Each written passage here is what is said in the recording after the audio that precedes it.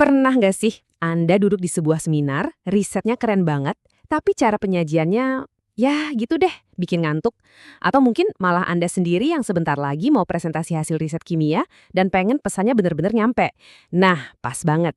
Kali ini kita bakal bedah tuntas, langkah demi langkah, gimana caranya mengubah data riset yang rumit jadi sebuah presentasi yang bukan cuma efektif, tapi juga berkesan. Yuk, kita mulai! Kita mulai dari kutipan yang jujur aja lumayan menohok ini. Intinya tuh simple. Di dunia sains, ide paling brilian sekalipun bakal percuma kalau kita nggak bisa mengomunikasikannya dengan baik. Kemampuan kita buat bicara dan nulis, itu pada akhirnya yang menentukan apakah riset kita bakal didanai, menginspirasi orang lain, atau ya cuma berakhir jadi tumpukan kertas. Oke, ini dia agenda kita. Pertama, kita bahas fondasinya. Terus, gimana cara membuka presentasi yang langsung bikin orang melek. Ketiga, cara nyusun argumen yang kuat. Keempat, soal alat bantu visual alias slide. Dan terakhir, gimana caranya menutup dengan penuh percaya diri biar presentasi Anda diingat terus. Oke, kita langsung masuk ke bagian pertama ya, fondasi.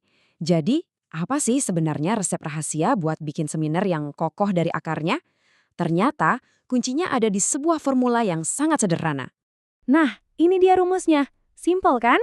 P besar untuk pengetahuan, L besar untuk latihan, dan B kecil untuk bakat. Sadar kan kenapa B-nya dibikin kecil? Soalnya, dalam seminar kimia, yang jadi raja itu adalah pengetahuan Anda. Seberapa dalam Anda menguasai teori, metode, dan riset-riset sebelumnya. Latihan bikin semuanya jadi lancar. Terus bakat, anggap aja itu kayak taburan bawang goreng, pelengkap, bukan bahan utamanya. Biar lebih kebayang, coba deh bayangin ini. Ada pesenam olimpiade, jelas bakat atletiknya luar biasa, tapi dia baru pertama kali main ski. Terus, di sisi lain, ada seorang profesor kimia yang udah 20 tahun main ski tiap musim dingin. Kira-kira siapa yang lebih jago di lereng salju? Ya jelas profesornya lah. Kenapa? Karena pengetahuan dan latihannya di bidang ski jauh mengalahkan bakat mentah si pesenam. Nah, prinsip yang sama persis berlaku buat presentasi Anda. Oke, fondasi udah kuat. Sekarang kita ngomongin soal beberapa detik pertama yang super krusial. Gimana caranya biar Anda bisa langsung mengunci perhatian audiens dan gak akan dilepaskan lagi sampai akhir? Sering banget kan, orang coba buka presentasi pakai lelucon. Hati-hati, ini tuh resikonya tinggi banget.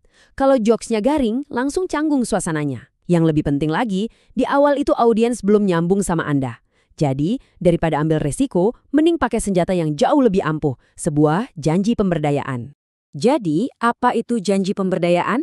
Gampangnya gini, ini adalah janji Anda ke audiens soal apa yang bakal mereka dapat setelah mendengarkan Anda. Contohnya, Anda bisa bilang, di akhir seminar ini, Anda akan paham sebuah metode sintesis baru yang 30% lebih efisien dari standar industri saat ini. Jelas kan? Seketika, semua orang di ruangan itu tahu kenapa mereka harus fokus dengerin Anda. Oke, pembukaan udah mantap. Sekarang kita masuk ke dagingnya, inti dari presentasi Anda. Gimana caranya menyusun dan mempertahankan argumen riset Anda dengan efektif?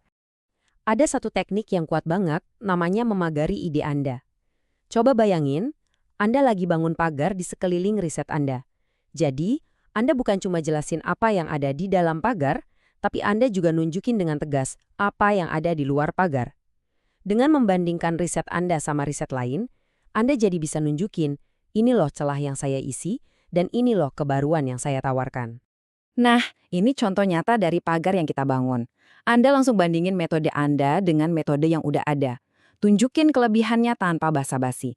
Metode saya lebih efisien, lebih akurat, dan bisa membuka cara pandang baru. Sementara metode yang lama punya batasan dan kurang efisien.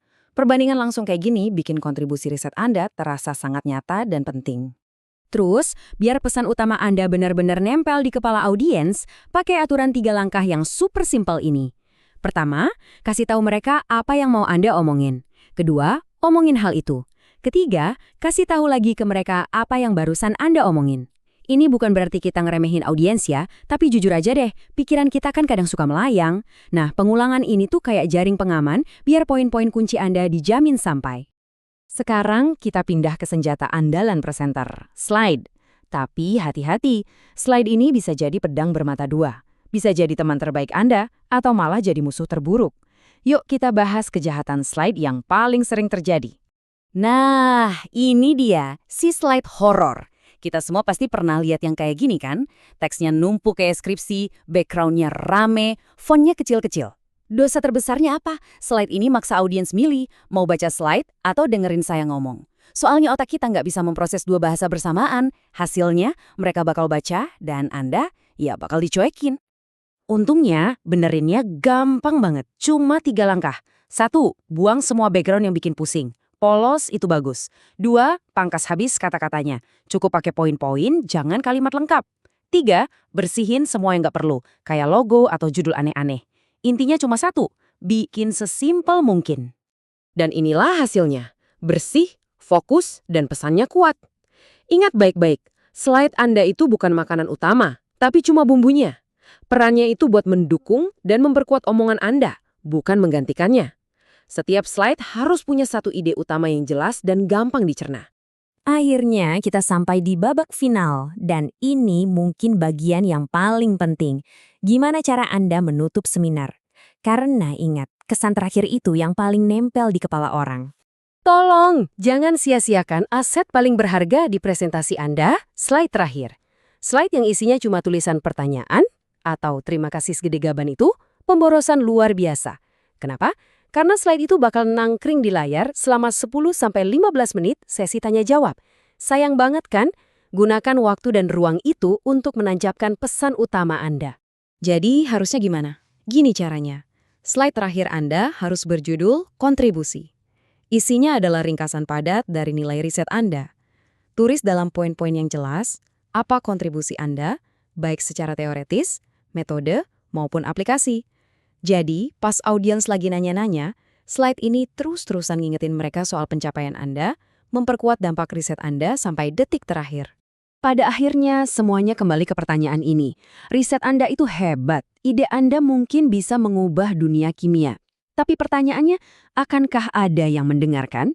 Nah, dengan menerapkan prinsip-prinsip yang sudah kita bahas, Anda bisa memastikan jawabannya adalah iya, tentu saja.